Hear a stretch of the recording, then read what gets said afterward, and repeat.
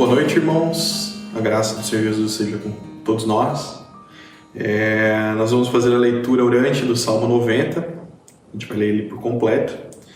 Enquanto você abre sua Bíblia, eu vou fazer um breve comentário acerca dele. Salmo 90.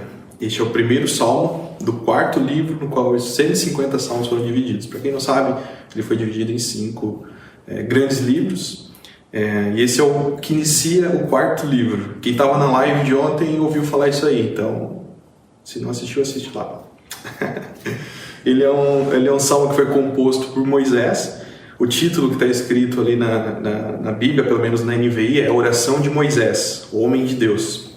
Possivelmente esse é o salmo mais antigo escrito. E ele, como vocês podem observar, é chamado de oração, porque a gente consegue perceber uma certa estrutura de oração nesse salmo. Do versículo 1 até o versículo 4, Moisés faz uma meditação introdutória, exaltando o Senhor como Criador e sustentador da humanidade. Na metade do salmo existe uma súplica por perdão de pecados, ali do versículo 5 até o versículo 11.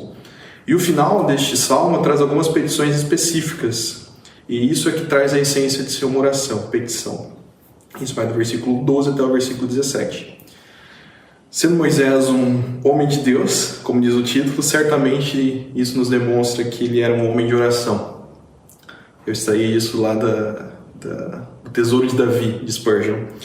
Então, irmãos, que nós possamos imitar este homem em nossa vida hoje, usando um salmo como uma oração. Espero que todos tenham abertos. Eu peço que aqueles que puderem se ajoelhem e estejam com esse salmo diante de si, com suas Bíblias. Pode ser no celular também, se não ter outra maneira. Nós vamos começar a orar a partir do 1, então. Senhor, Tu és o nosso refúgio, sempre de geração em geração.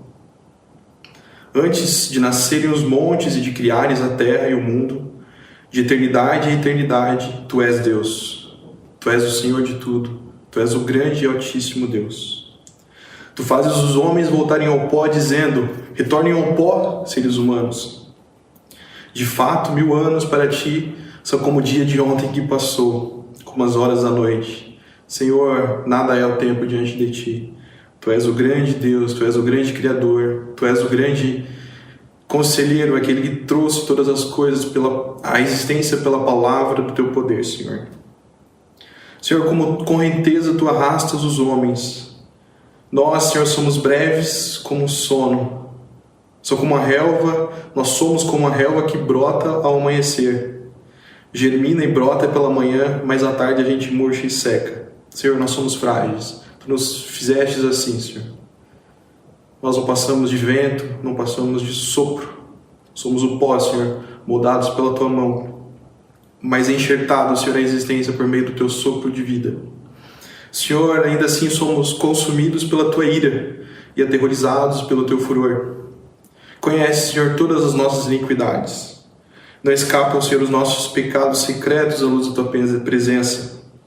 Perdoa-nos, Senhor, por todos os pecados que temos cometido contra Ti. Grande, Senhor, é aquilo que temos feito contra a Tua santidade. Senhor, temos falhado de tantas maneiras diferentes, Senhor, em todo o tempo.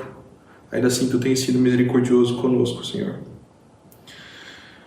Ó Deus, os anos, eu vou ler a partir do 10, os anos de nossa vida chegam a 70 ou 80 para aqueles que têm mais vigor. Entretanto, são anos difíceis e cheios de sofrimento, pois a vida passa depressa e nós voamos. Quem conhece o poder da Tua ira, pois o Teu furor é tão grande como o temor que Te é devido. Senhor, temos passado por tantas dificuldades, Senhor. Senhor, o que o salmista diz, Senhor, que é verdade em nossas vidas, é de que nós teremos sempre tribulações. Inclusive o próprio Senhor Jesus, digno de louvor, nos disse que nós sofreríamos tribulações.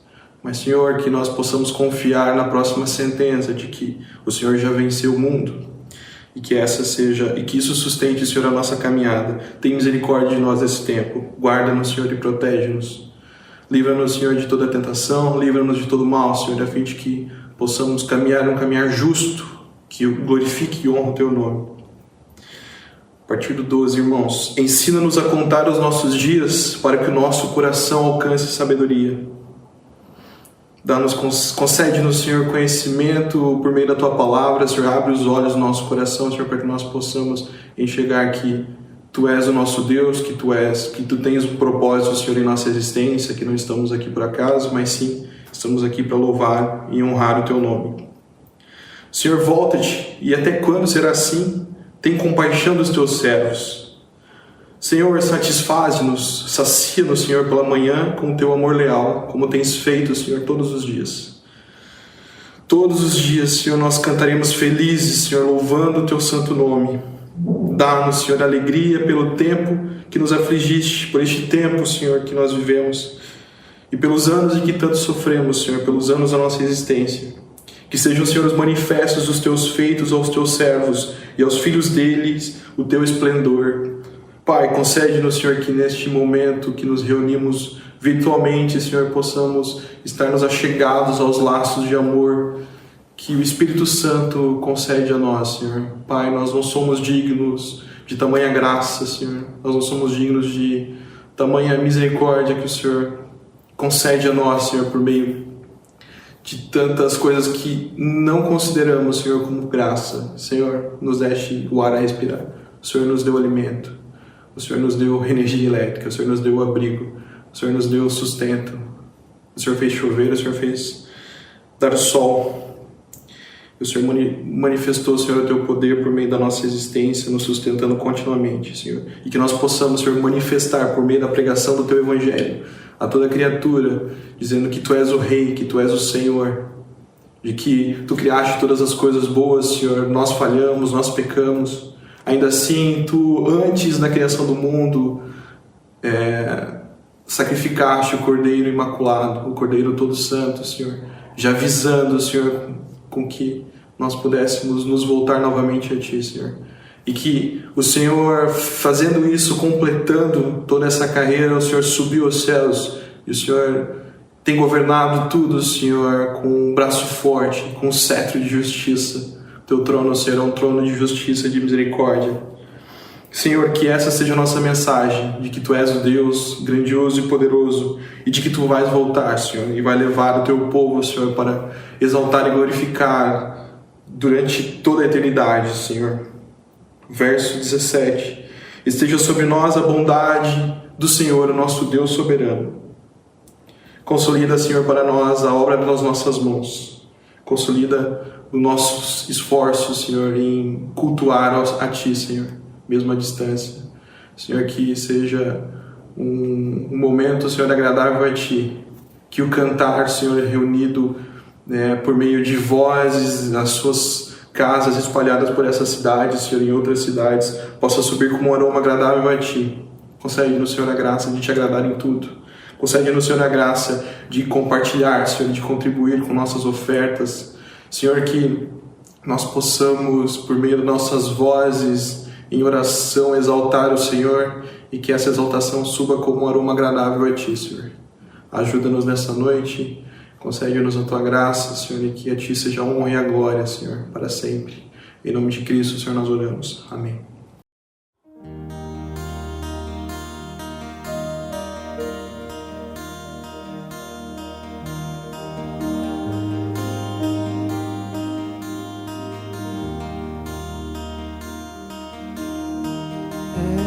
És o resplendor da glória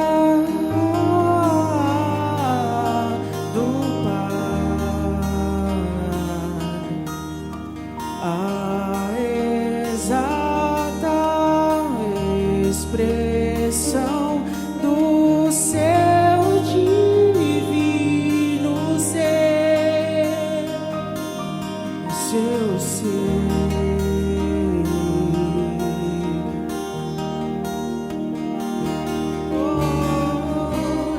Sustentando vossa palavra em todas as coisas, e havendo feito por Teu sangue a purificação, se assentou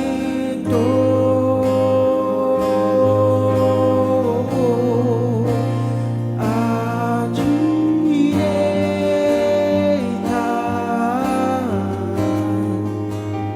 da majestade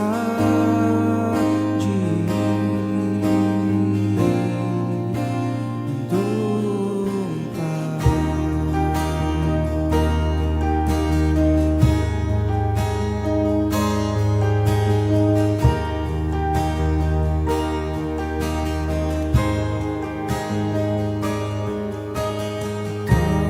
Superior, embora feito como de nós, sumo sacerdote poderoso para perdoar, pois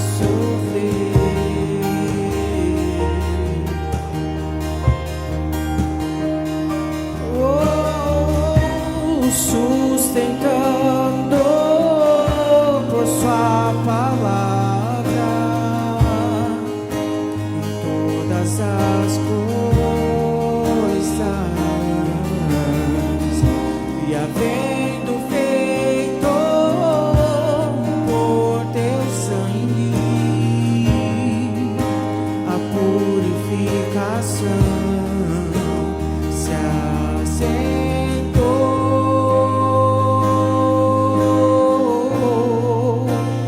à direita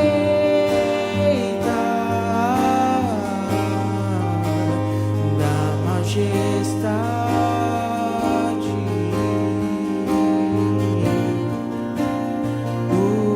do Pai,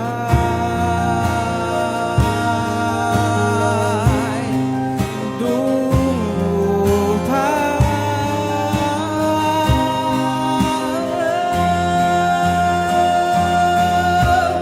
Eis o Cordeiro de Deus que se compadece, que se compadece.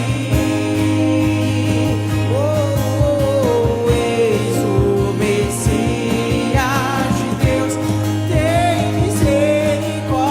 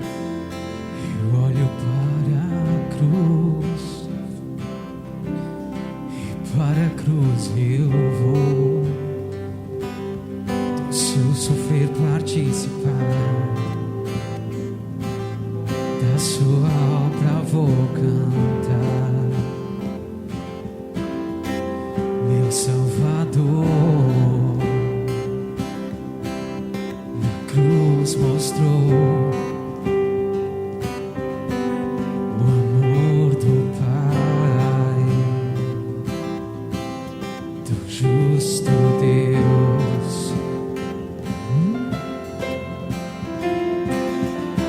Pela cruz me chamou, gentilmente me atraiu e eu, sem palavras, me aproximo, quebrantado por seu amor.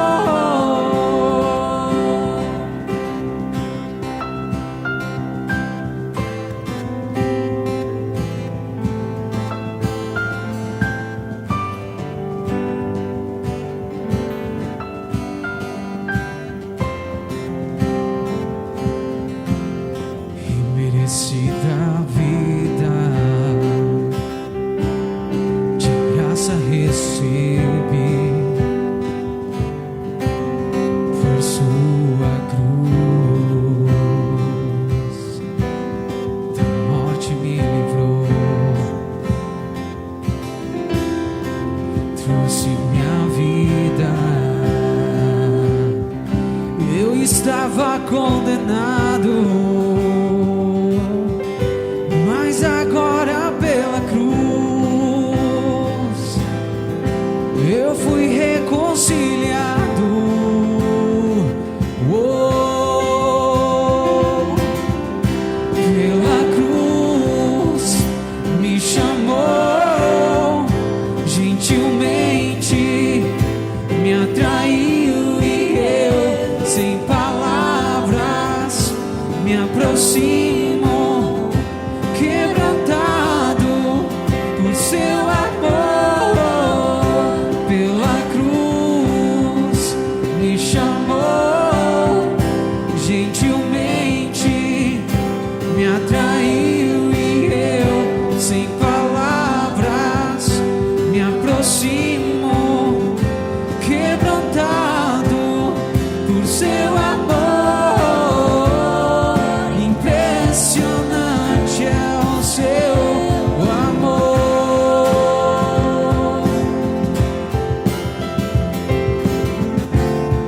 que me redimiu e me mostrou o quanto é fiel. Impressionante é o seu amor,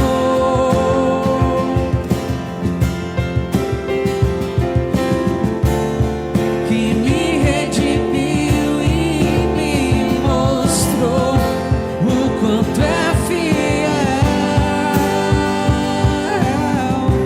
Pela cruz me chamou, gentilmente me atraiu e eu, sem palavras, me aproximo, quebrantado por seu amor.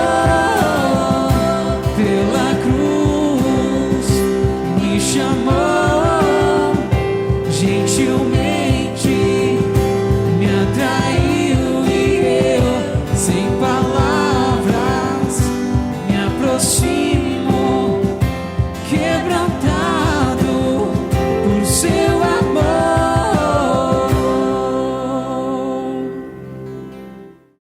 Nesse momento, meus irmãos, eu convido vocês a abrirem comigo a segunda carta de Paulo aos Coríntios, no capítulo 9. Nós vamos ler do versículo 6 até o versículo 11. Amém? Segunda carta de Paulo aos Coríntios, 2 Coríntios, capítulo 9, versículos 6 a 11. A Santa Palavra de Deus diz assim: mas digo isso, quem pouco semeia, pouco também colherá. Quem semeia com generosidade, também colherá generosamente. Cada um contribua de acordo com o que decidiu no coração, não com tristeza, nem com constrangimento, pois Deus ama quem contribui com alegria. E Deus é poderoso para fazer toda a graça transbordar em vós, a fim de que, tendo sempre insuficiente em tudo, transbordeis em toda boa obra. Conforme está escrito, distribuiu, deu aos pobres, e a sua justiça permanece para sempre.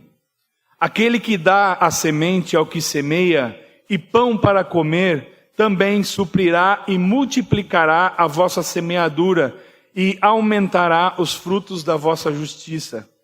E em tudo sereis enriquecidos para serdes sempre generosos, o que, por nosso intermédio, produz ação de graças a Deus. Amém, meus irmãos?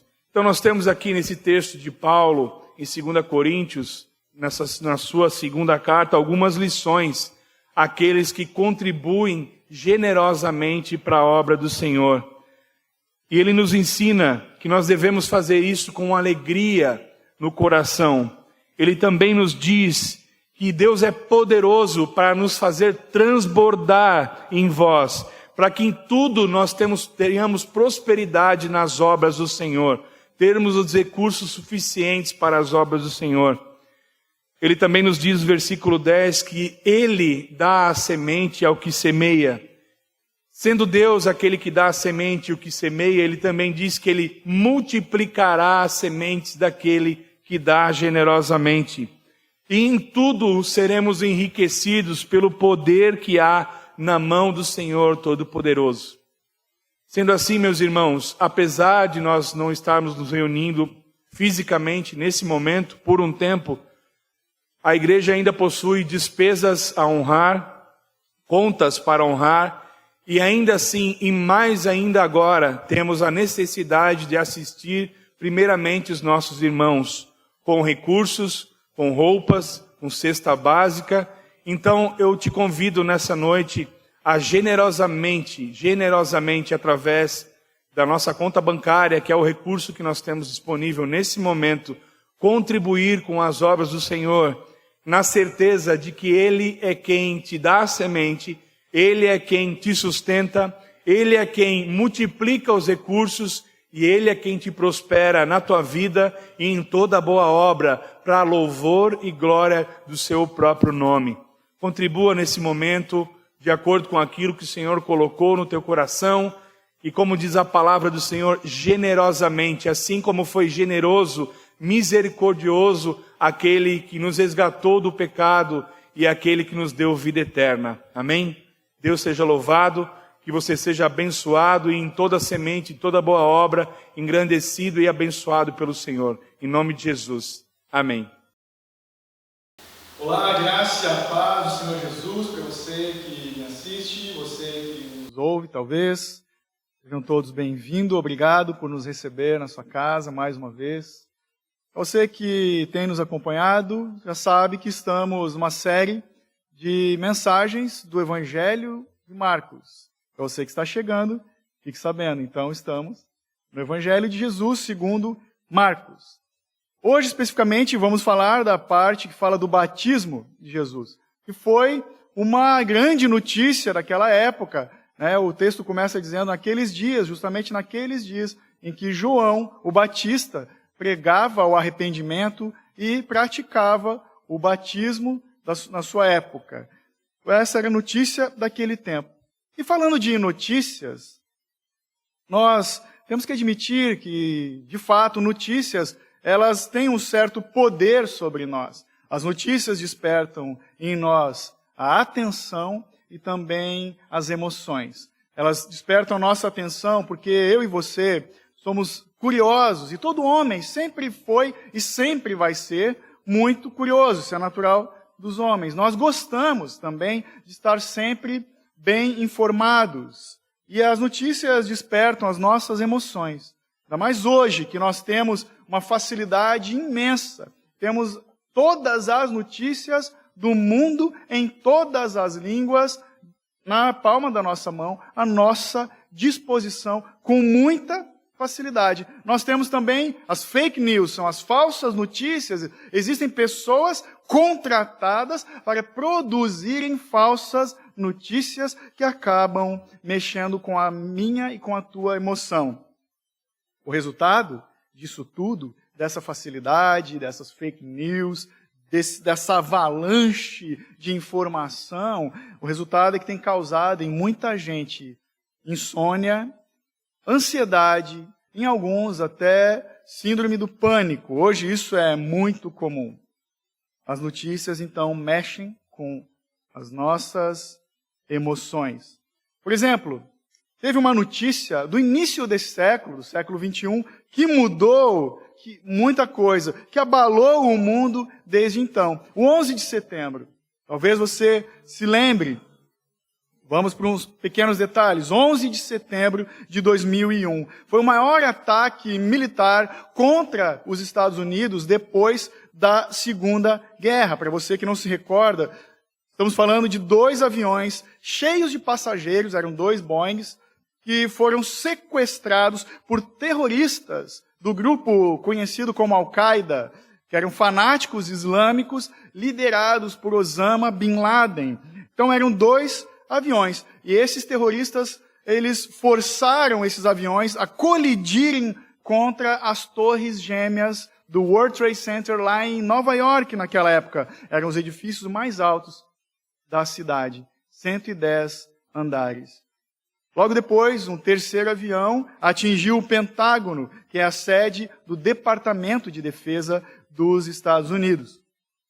Você que pesquisa e vê na internet até hoje, nós vemos o resultado drástico de tudo isso, dessa calamidade. As 2 torres derreteram, elas desabaram, muita gente morreu. Foram 3.000 mortos e 6.000 feridos na época. Essa notícia, então, do 11 de setembro, mudou uma nação, abalou o mundo todo, mostrando a fragilidade dos sistemas de segurança e também a perversidade dos homens e o desprezo pela vida.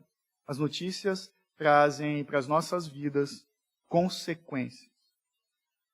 Hoje, nós temos a notícia que é o top hits de todas as manchetes, a número 1 da lista das notícias. Você sabe, a Covid-19 revela... A Covid revela a fragilidade da vida e a impotência do homem. Porque diante dessa doença, que é uma nova doença, desconhecida, hoje ainda, não adianta, não serve para nada todo o dinheiro do mundo, não adianta todo o conhecimento da ciência e da medicina, não adianta toda a tecnologia que nós possuímos hoje, porque hoje ainda ninguém descobriu a cura dessa doença. Como combater esse vírus mutante que tem afligido muita gente.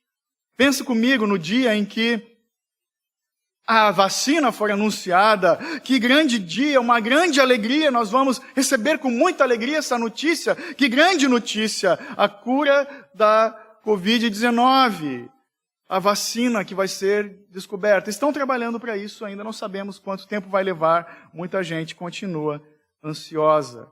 Então, assim como o 11 de setembro passou, o coronavírus, a pandemia, o lockdown, a crise econômica, a crise política, tudo isso vai passar, porque as notícias são, de fato, fruto do passado. Mas aqui, no texto que você vai ler comigo, nós vemos uma notícia viva. É uma boa notícia que mudou o rumo da humanidade e continua transformando vidas ainda hoje. Então eu convido você a abrir comigo o Evangelho de Marcos, no capítulo 1, os versos 9 até o 15. Marcos 1, 9 até o 15. Marcos 1, 9 até o 15. Diz assim: Naqueles dias, veio Jesus de Nazaré da Galiléia e foi batizado por João no Jordão. E logo que saiu da água, Jesus viu os céus se abrirem e o Espírito descendo como pomba sobre ele. E uma voz disse dos céus: Tu és meu Filho amado, em ti me agrado. Imediatamente o Espírito o levou para o deserto. E esteve no deserto 40 dias, sendo tentado por Satanás. Estava com as feras e os anjos o serviam. 14. Depois que João foi preso, Jesus foi para a Galiléia, pregando o Evangelho de Deus e dizendo: completou-se o tempo e o reino de Deus está próximo. Arrependei-vos e crede no Evangelho. Amém. Convido você a fechar os olhos e orar comigo diante dessa palavra. Bendito Deus e Pai, a Ti rendemos graças, pois Tu és rico em misericórdias, e a Tua graça é superabundante sobre as nossas vidas. Paizinho, diante desse texto, te pedimos, abre o nosso entendimento, para que essa palavra que é viva e eficaz, essa boa notícia, venha penetrar os nossos corações e operar transformação em nossas vidas, para louvor da Tua glória, em nome de Jesus. Amém. Amém. Então, até aqui nós temos a introdução do Evangelho de Marcos, né, falando daqueles dias, naqueles dias. Nós vemos que ele começa, lá no capítulo 1, anunciando o Rei, Evangelho de Jesus Cristo, o Filho de Deus.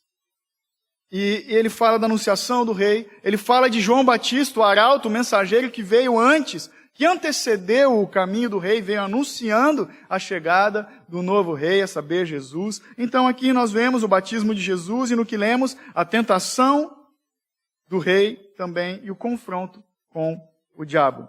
Esse texto que você leu comigo, ele está também nos outros evangelhos, de Mateus, de Lucas e de João. Mas se a gente fosse tratar esse fato como uma notícia de jornal, pense comigo, qual poderia ser a manchete no topo, na primeira página do jornal? A minha sugestão é, Jesus veio, Jesus veio. E nós vamos ver então, em alguns pontos desse texto, por que Jesus veio. O primeiro ponto, no verso 9, nós vemos que Jesus veio para o batismo. Quando diz o verso, naqueles dias veio Jesus de Nazaré da Galileia e foi o quê? Batizado por João no Jordão. Jesus veio de onde? De Nazaré. Um homem simples, era Jesus, um homem educado, solteiro de 30 anos, que vivia num pequeno vilarejo distante, um homem do interior, que seguia a profissão do seu pai, trabalhava na carpintaria de José. E é muito importante aqui quando diz de onde Jesus veio, porque temos relatos da vida de Jesus aos 12 anos, o nascimento, bebê, enfim, 12 anos Jesus pregando na sinagoga e depois não se fala mais nada. Ele volta a aparecer agora aos 30 anos. E os sensacionalistas na época de Natal e Páscoa lançam revistas e manchetes e livros até falando da provável vida de Jesus na Índia, aprendendo magia e ilusionismo. Falo de Jesus que viveu recluso com tribos estranhas ou em qualquer outro lugar. É tudo mentira, porque aqui a Bíblia nos fala que ele viveu uma vida simples nessa cidade onde ele cresceu, numa vila pequena. Cresceu em Nazaré, vivendo uma vida comum. Então ele sai dessa cidade com a intenção de ser batizado. Aqui em Marcos não fala da sua intenção, mas em Mateus deixa bem claro que Jesus foi com a intenção de ser batizado por João. E ele se dirige ao Jordão, o Rio Jordão, aonde João Batista estava batizando o povo naqueles dias. E isso é muito importante também, porque além de ter saído caminhando, né, o pessoal lá andava a pé naquela época, caminhando em direção ao Jordão, ele tem que descer 1.200 metros até chegar no rio, naquela localidade onde os batismos ocorriam. Isso fala do Deus Santo descendo até os homens pecadores. Lá estavam, então, todo o povo sendo batizado, como diz em Lucas, todo o povo estava sendo batizado e com o povo Jesus. Jesus foi batizado por João o Batista, como nós falamos na semana passada. João o Batista. Jesus se sujeitando, se submetendo ao batismo de João, ele está validando esse ministério de João, esse batismo do João, esse ato de Jesus, confirma que João é justamente aquele mensageiro, aquele arauto que foi anunciado pelos profetas do Antigo Testamento. O batismo que João fazia, como falamos já anteriormente, não perdoava pecados. O batismo de João indicava a intenção de arrependimento para perdão dos pecados. Essa era a função do batismo de João.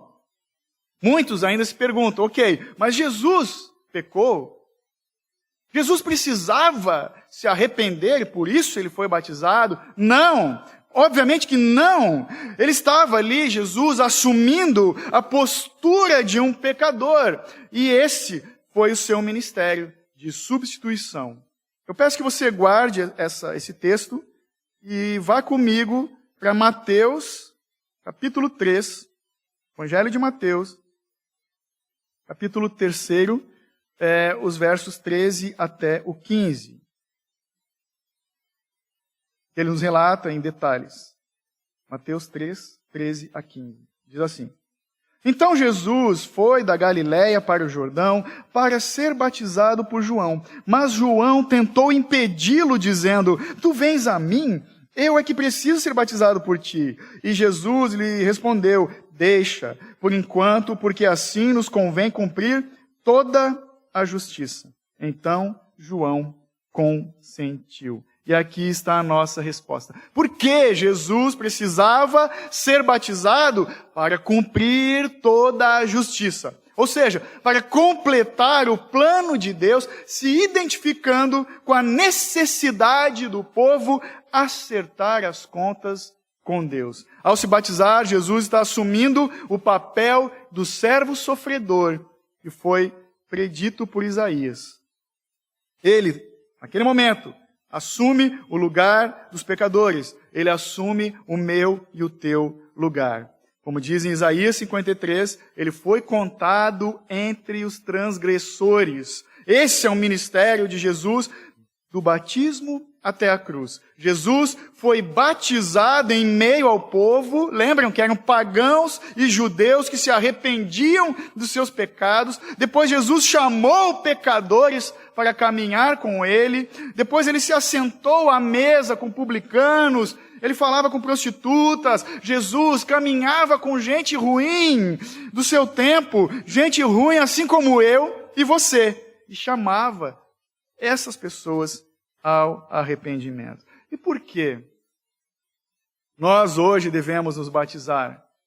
Primeiro, porque o batismo é a confissão pública diante da igreja, diante de Deus e dos homens. A nossa confissão pública dos nossos pecados. Segundo, porque indica a busca por uma nova vida de arrependimento. No batismo estamos simbolizando a morte e a ressurreição de Cristo. Nós morremos para o velho homem e renascemos para uma nova vida em Deus. Terceiro, porque é um ato que concede para aquele que se batiza o direito de participar da Santa Ceia do Senhor. Pois o batismo e a ceia são o uniforme de todo cristão, como fala o pastor Mark Dever. E, por último, por que devemos nos batizar? Porque Jesus se batizou. Ele deu o exemplo. E por que, então, eu e você não deveríamos nos batizar se estamos nos arrependendo de nossos pecados? Jesus, então, veio. Jesus veio para o batismo. Jesus veio, segundo ponto, veio para a unção. Lê comigo. Em Marcos, os versos 10 e 11. Marcos 1, 10 e 11. E logo que saiu da água, Jesus viu os céus se abrirem e o Espírito descendo como pomba sobre ele. 11. E uma voz disse dos céus: Tu és meu filho amado, em ti me agrado. Jesus veio para a unção. Aqui nós vemos o Filho sendo batizado, o Espírito Santo que desce e a voz do Pai audível. Nós vemos aqui a Trindade, o Pai, o Filho e o Espírito Santo na mesma cena, no mesmo lugar, no mesmo tempo. O Pai, o Filho e o Espírito Santo. A doutrina da Trindade, nós vemos aqui. Essa doutrina é o que sustenta o cristianismo e o difere de toda e qualquer outra religião. A doutrina da Trindade, um Deus que é triuno, trinitário. Essa é a matemática de Deus. Nós vemos aqui, 1 mais 1 mais 1 igual a 1.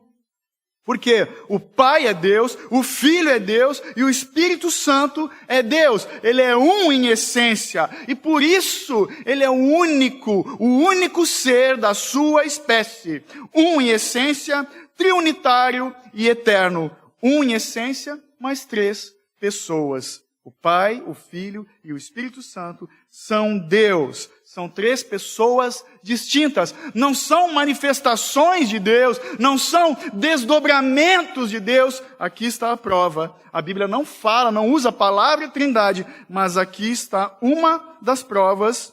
Lá em Gênesis, na verdade, já começa, né? Os 3 estão juntos também na criação. Mas aqui, mais uma vez, a trindade junta no mesmo lugar, ao mesmo tempo. E naquele momento, então, diz o texto, os céus se abrem. No original grego está dizendo, os céus se rasgam. Os céus para os judeus é o lugar da habitação de Deus. É claro que isso é uma referência espacial, porque Deus, ele é onipresente, ele está em todo lugar, ele não precisa de um lugar específico para habitar. Ele está em todo lugar, mas é uma referência espacial para os judeus. Então, o céu é a morada de Deus. O lugar de Deus se abre, se rasga. É a mesma palavra que nós encontramos em Moisés, em Josué, em Elias. Cada um deles abriu as águas, fendeu as águas. E aqui, nesse momento, então, Jesus está rasgando a própria malha dos céus, está abrindo os céus como uma cortina. E isso significa 2 coisas. Primeiro, que a porta do céu está aberta. Conforme Ezequiel teve uma visão da porta do céu aberta, depois João no Apocalipse, a porta do céu, o acesso a Deus está aberto. Segundo, é uma nova era do reino de Deus que começou. O céu rasgado no batismo de Jesus e o véu que vai ser rasgado na sua crucificação. O véu lá na crucificação, para você que não sabe, é o seguinte: no templo de Deus havia um lugar que se chamava o Santo dos Santos e depois um outro lugar que era o Santíssimo Lugar. E entre um espaço e o outro havia um véu que separava um lugar do outro, e o Santíssimo Lugar era onde estava a presença de Deus, a arca estava ali, e só o sacerdote tinha acesso a esse lugar, pois ele ia oferecer sacrifícios, só ele podia interceder pelo povo, só ele tinha esse acesso. E no momento da crucificação de Cristo, então, quando Jesus expira, quando Jesus morre naquela cruz, o véu se rasga de alto a baixo. Não era uma cortina qualquer, era um feltro de mais ou menos 20 centímetros, se rasga de alto a baixo o véu no templo, assim como o céu se rasga. Isso simboliza, então, o livre acesso a Deus que nos é concedido por meio de Cristo. Isso indica que Deus está, naquele momento do batismo, produzindo uma nova ordem mundial, porque já não há mais separação entre Deus e os homens. E o Espírito Santo desce, então o céu se rasga, o Espírito Santo desce como uma pomba. João viu a pomba. Aqui não diz se viu ou não viu, até diz que Jesus viu, mas em João, no Evangelho de João 1,32 fala que João Batista também viu. Então foi visível a presença do Espírito Santo sobre Jesus. Na opinião popular, a pomba indica uma pureza, uma gentileza, graça e paz. Mas Jesus não precisava se purificar. Ele não tinha essa necessidade de se purificar nas águas do Jordão. O Espírito Santo, simbolizado como uma pomba pousada em Jesus, indica que Jesus tinha o Espírito, ele já tinha o Espírito Santo, e ele é então puro e santo, bondoso e pacífico, porque os pecados pelos quais Jesus morreu, vai morrer aqui nesse contexto, não seriam os seus pecados, mas os pecados imputados sobre ele. No Antigo Testamento, nós não encontramos uma figura do Espírito Santo representado como pomba. Mas aqui,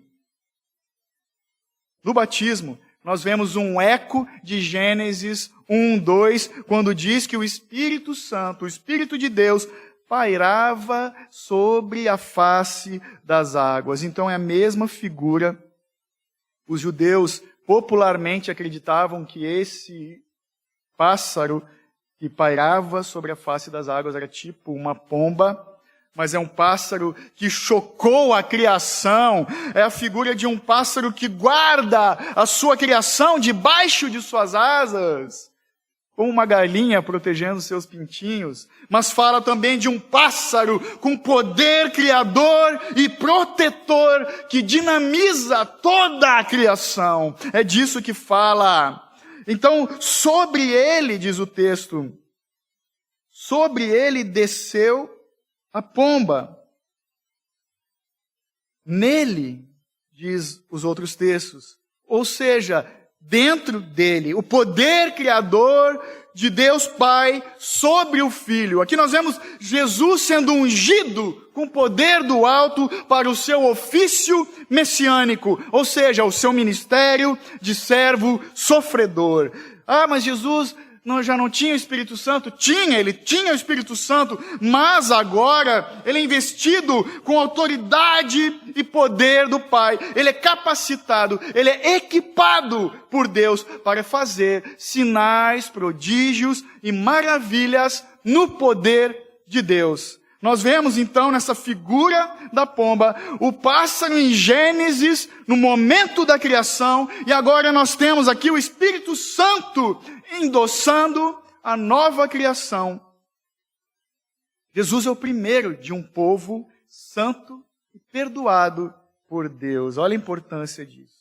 Então é a descida do Espírito Santo que deu início a um novo tempo da salvação. Assim, isso acontecendo, Jesus ele está sendo qualificado como ser divino e mediador humano, que estava sendo capacitado para agir no seu triplo ofício de profeta, rei e sacerdote para a salvação do povo de Deus, para a glória de Deus, o Deus Pai, o Deus triuno.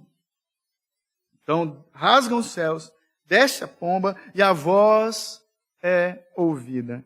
Isso aqui eu acho maravilhoso, porque foram 400 anos em que Deus se calou. Deus silenciou de Malaquias até João Batista. Deus não falou mais para o seu povo, não falou por meio dos profetas.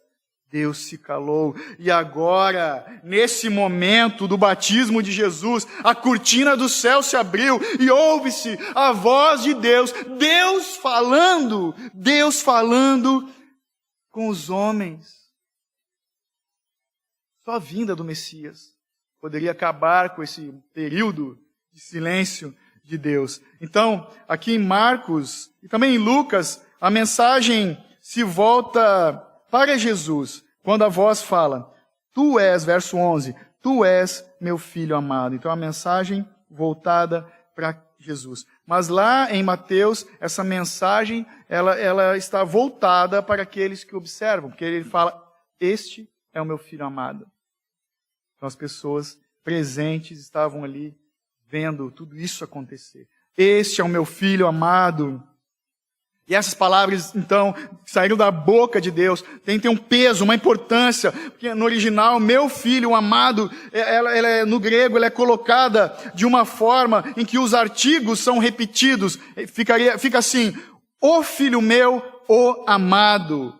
Deus está falando, o filho meu, o amado. Isso fala que Jesus está sendo confirmado como Filho de Deus. Ele não está sendo feito. Ele é o Filho de Deus que sempre existiu antes da fundação do mundo, mas ali Deus está confirmando, ratificando diante dos homens, esse é o meu Filho. Fala então, portanto, da filiação, do Filho que tem a mesma essência do Pai. Ele fala da condição de amado em amor eletivo e fala da capacitação e missão que foi dada ao Filho pelo Pai. Aqui então, nisso que está acontecendo, se cumpre a profecia de Isaías 42, 1. Eu vou ler para você rapidamente, que diz assim: aqui está o meu servo, a quem sustento, o meu escolhido, em quem me alegro. Pus o meu espírito sobre ele, e ele vai trazer justiça às nações. Meu filho, esse é o meu filho. Deus fala isso em toda a Bíblia 2 vezes. Fala aqui no batismo e depois lá na transfiguração. Esse é o meu filho. E ele não falou só isso. Ele disse: o meu filho amado, em ti eu me agrado. Deus está declarando que Jesus é o Messias régio, majestoso da parte do rei. Ele está dizendo que a sua ascensão ao trono vai acontecer na cruz do Calvário. Por quê? Pois ao trazer salvação para os homens, o Filho agrada o seu Pai. Então nós vemos aqui nesse relato, as 3 pessoas da Trindade são os maiores interessados na nossa salvação. O que isso tem a ver com a gente? Alguém pode se perguntar, mas beleza, legal, o que isso tem a ver comigo? O batismo de Jesus, veja, ele dá início a uma nova criação, de um novo povo, homens arrependidos que são batizados nas águas e no Espírito de Deus. E nós vemos então, a partir do arrependimento e do batismo, a ação do Espírito Santo em nós. Por quê? Porque toda a vida cristã é vida no Espírito. Se somos chamados e justificados, é devido ao Espírito Santo. Se chegamos ao arrependimento e à fé, é obra do Espírito Santo. Se somos adotados e santificados, é por causa do Espírito Santo. Se nós perseveramos e temos esperança de ver a ressurreição do corpo, isso é obra do Espírito Santo em nós. A Bíblia fala dele, que é o Espírito Santo, o Espírito de Deus, o Espírito de Cristo. Deixa esse texto marcado. Vá comigo, por favor, lá no Antigo Testamento, em Ezequiel 36, tem antes de Daniel, depois de Lamentações. Ezequiel 36, nos versos 25 ao 27. Ezequiel 36, 25 ao 27. Então aspergirei a água pura sobre vós, e ficareis purificados, e vos purificarei de todas as vossas impurezas e de todos os vossos ídolos. Também vos darei um coração novo, e porei um espírito novo dentro de vós, tirarei de vós o coração de pedra e vos darei um coração de carne. 27. Também porei meu espírito dentro de vós e farei com que andeis nos meus estatutos e obedecereis aos meus mandamentos e os praticareis. Olha só, já no Antigo Testamento, um profeta, a promessa de Deus de que toda a vida do crente é movida pelo Espírito Santo. Então Jesus veio para o batismo, Jesus veio para a unção, para a capacitação do seu ministério dado pelo Pai. E Jesus veio, terceiro ponto, para a tentação. Jesus veio para a tentação. Veja comigo lá em Marcos 1, versos 12 e 13. Aqui Marcos já começa de novo, ó, imediatamente, logo, aquela dinâmica, né, da narrativa. Marcos 1, 12. Imediatamente o Espírito o levou para o deserto. E esteve no deserto 40 dias, sendo tentado por Satanás. Estava com as feras e os anjos o serviam. Esse acontecimento da tentação no deserto é conhecida como a narrativa da tentação. Em grego, a palavra tentação no original é a mesma palavra usada para teste, para prova. Jesus foi provado, foi testado, foi tentado. Nós vemos aqui o que me chama a atenção nesses 2 versos. A primeira coisa é que o Espírito Santo é que conduz Jesus para o deserto. Imediatamente, né, batizou, Não teve festa, não teve aquele jantar de família, nada. Batizou, já o Espírito levou, conduziu ele para o deserto, impeliu. É a mesma palavra usada para expulsão também. Ele foi expulso, foi levado pelo Espírito para o deserto. O deserto, e lá permaneceu 40 dias. Aqui é uma simbologia, então, de Moisés no Sinai, do povo de Israel no deserto, e Elias também no Monte Horebe, 40 dias no deserto. É um lugar inóspito, nada agradável, um lugar de escuridão, afastado do Pai, para ser tentado por Satanás. No deserto estavam o rei e o seu adversário. Para ser tentado, Jesus veio para a tentação. Então aqui nós vemos o ministério de Jesus, que foi ratificado no batismo, e agora ele está sendo certificado no deserto, ao ser tentado por Satanás. Só que Marcos, no que ele relata aqui nesses 2 versos, ele é muito econômico. Parece que Marcos está escrevendo o evangelho no Twitter, tem só 140 toques. Então por isso, eu peço que você abra comigo Lucas, no capítulo 4, do 1 até o 13. Evangelho de Lucas, falando dessa passagem do deserto. Lucas 4, do 1 até o 13. E diz assim: Na plenitude do Espírito Santo, Jesus voltou do Jordão, foi levado pelo Espírito para o deserto, tendo sido tentado pelo diabo durante 40 dias, sem ter comido nada nesses dias, teve fome ao fim deles. Então o diabo lhe disse: Se tu és o Filho de Deus, ordena que esta pedra se transforme em pão. Jesus respondeu: Está escrito, nem só de pão o homem viverá. Então o diabo, levantando a um lugar elevado, mostrou-lhe num relance todos os reinos do mundo e disse-lhe: Eu te darei toda a autoridade e glória destes reinos, porque me foram entregues, e os dou a quem eu quiser. Se me adorar, tudo será teu. Jesus lhe respondeu: Está escrito, ao Senhor teu Deus adorarás, e só a Ele cultuarás. Em seguida, o diabo levou a Jerusalém, colocou na parte mais alta do templo e lhe disse: Se tu és o Filho de Deus, lança-te daqui abaixo, porque está escrito, aos seus anjos ordenará ao teu respeito,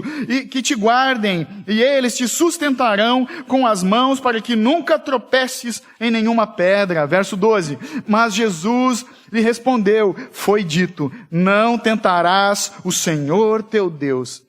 Tendo dito isso, tendo o diabo acabado todo tipo de tentação, afastou-se dele até ocasião oportuna. Então Jesus veio para a tentação. Por quê? Porque Jesus precisava ser tentado pelo diabo. Porque Adão, quando foi tentado pelo diabo, falhou. Por isso, Cristo, que é o último Adão, o perfeito, deve ser tentado para derrotar o tentador em favor de todo aquele que nele crê. E assim, ele desfez os resultados da falha de Adão. Jesus venceu o embate com Satanás, que é o adversário. Ele venceu cheio do Espírito Santo. Ele venceu pela palavra de Deus. Enquanto dizia, está escrito, a palavra de Deus, ele usou para derrotar o acusador, o adversário, o inimigo. Em 1 João 3:8 diz o seguinte: Para isso o Filho de Deus se manifestou, para destruir as obras do diabo. Jesus veio para a tentação. Ele foi tentado. E nós? Nós somos tentados também.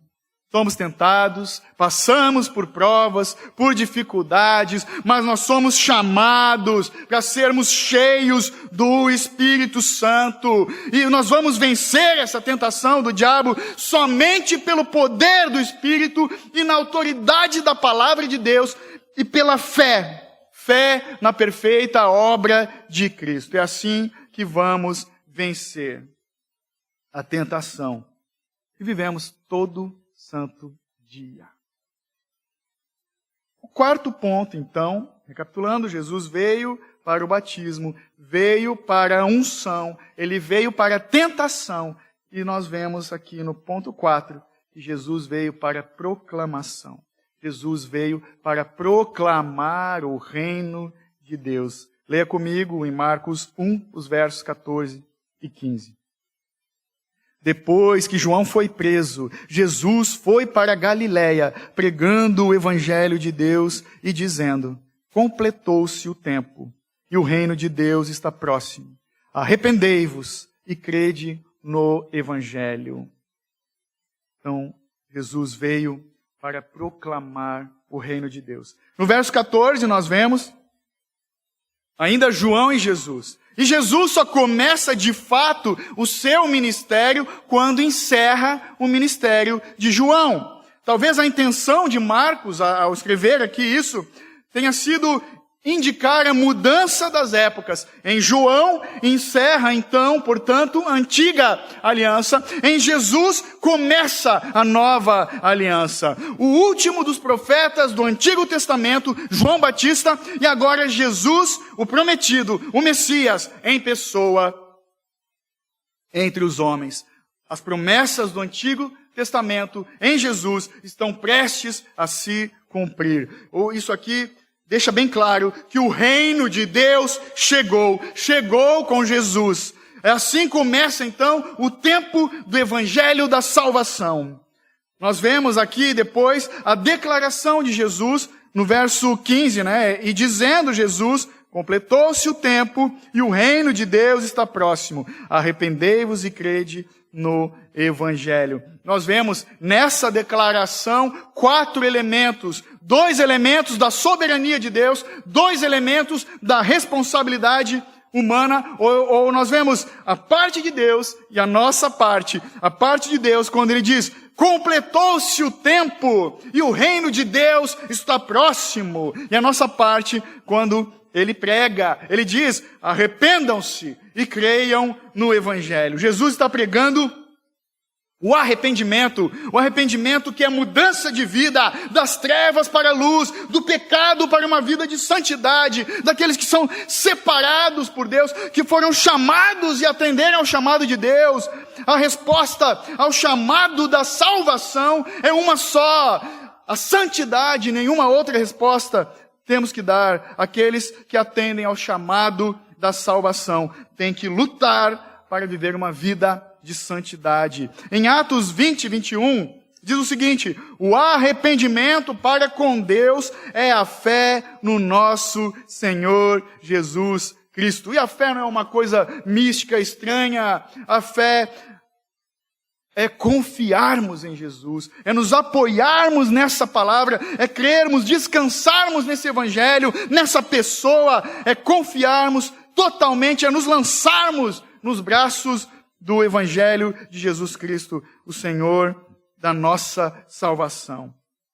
E aqui foi revelado o conteúdo da pregação de Jesus, que é o mesmo sermão de todos os homens fiéis do Antigo Testamento, é o mesmo sermão de João Batista. Aqui está o teor, a temática do sermão de Jesus. Arrependam-se e creiam. O arrependimento e a fé são as pedras de fundamento do ministério de Jesus, o ministério do Rei, o verbo da vida, pregando as boas novas, arrependimento e fé. O ministério de Cristo, então, de pregar, ensinar, curar, expulsar demônios, tudo isso conduzido ao triunfo final sobre a morte, seguido da sua gloriosa ressurreição. Então, no 3º dia, ele ressuscita e pode, então, a partir de agora, pregando arrependimento e a fé, começar o seu ministério. Então, e assim Marcos acaba essa sessão, essa introdução significativa do seu evangelho. E diante dessa mensagem, diante dessa introdução poderosa que lemos, o que nós devemos fazer diante do reinado de Deus? Devemos nos arrepender todo dia, devemos ter fé no evangelho, uma fé cada vez mais profunda e sólida na palavra de Deus, na verdade absoluta. e devemos anunciar que naqueles dias, Jesus veio para os homens pecadores, Jesus veio para Deus, para receber a unção do Espírito Santo, Jesus veio para Satanás, para vencê-lo no deserto. Naqueles dias, temos que anunciar que naqueles dias o céu se rasgou, o Espírito desceu sobre o Filho, o Pai falou e o Espírito conduziu Jesus em tudo e em todas as coisas. Temos que anunciar diante dessa mensagem, temos que anunciar que nos dias de hoje em que vivemos, não há mais separação entre Deus e os homens. Temos que anunciar que o Espírito Santo habita na vida dos crentes. Temos que anunciar que o Pai continua falando por meio da pregação do seu Evangelho. Temos que anunciar que o Espírito Santo é aquele que nos conduz e nos consola. Ele é o nosso consolador. Talvez você que me assiste esteja vivendo dias de angústia. Você está com medo? Eu te digo, o amor de Deus afasta todo medo. Você talvez tenha perdido o seu emprego. Eu te falo que Deus é o Pai de toda boa dádiva, o Deus que dá aos seus enquanto dorme. Talvez você esteja triste. Tem alguém doente na sua família, alguém doente em casa. Jesus é aquele que enxuga as nossas lágrimas e transforma o pranto em alegria pela manhã. Talvez você tenha medo da morte, eu te digo, não tema. Não tenha medo da morte, pois o mesmo Jesus que veio é aquele que vai voltar para buscar a sua amada igreja, que com ele vai habitar. Quem é essa igreja? Quem são aqueles que Jesus vem buscar? Todo aquele que guarda e confia firmemente na sua bendita promessa, na promessa da vida eterna com o Pai. Concluímos então que sem o Evangelho, sem essa notícia, a vida não tem sentido algum.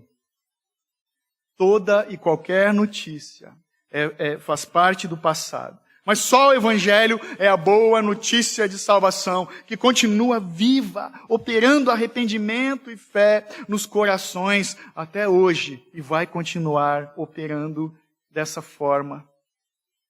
Pense comigo, que no dia que nós recebermos a notícia da vacina da Covid-19, vai ser uma notícia muito boa, um dia muito feliz, muito agradável de ser lida, de ser ouvida, recebida. Muita gente vai deixar de morrer, homens, mulheres, crianças, novo, velho.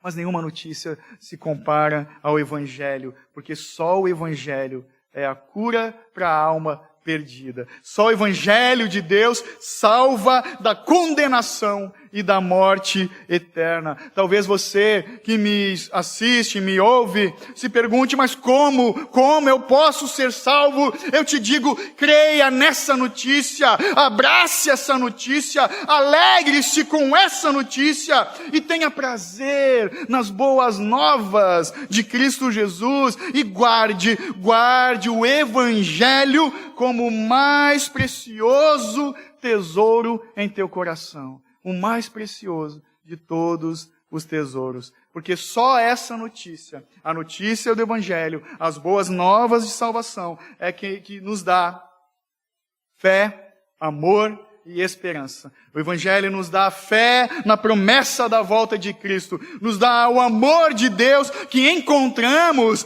no Antigo e no Novo Testamento. A palavra de Deus anunciada, revelada e recebida pelos filhos. E Ele nos dá esperança e consolo de que Jesus venceu o diabo e a morte e que Ele vive eternamente. O Evangelho nos dá, só o Evangelho, fé, amor e esperança. Só essa notícia é viva e vai continuar surtindo esse poderoso efeito na vida dos escolhidos de Deus, até a volta de Cristo Jesus, que é o Rei justo e fiel, que vai voltar com grande glória, poder e majestade. Amém. Amém. Louvado seja Deus. Peço que você feche seus olhos nesse momento e ore comigo mais uma vez. Bendito Deus e Pai, obrigado pela Tua palavra que é viva e eficaz, por essa promessa infalível, pela obra perfeita do Teu Filho amado e pelo Teu Espírito Santo que testifica em nossos corações as coisas que os olhos não veem, nem os ouvidos ouviram, mas que são as coisas que o Senhor tem preparadas para aqueles que Te amam.